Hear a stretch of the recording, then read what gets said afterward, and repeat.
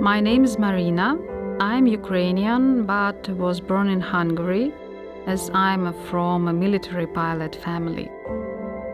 I came to Lithuania 6 years ago, following my husband, who was invited to work in FL Technics, part of Avia Solutions Group, earlier.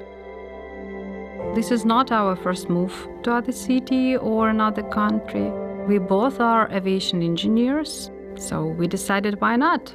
We shall try, and actually we haven't regret our decision not a single time.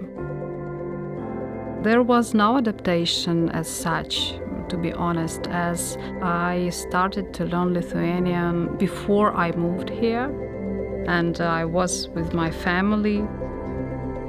I'm head of products division in engine, airframe and material services department. I have a fantastic team. Really, I'm grateful for their engagement and professional approach to work. This is very important to me. If you want to progress in your career, you'll need to develop personally first. That's the only way you'll be able to handle your fears, take on more responsibility, and succeed with greater challenges.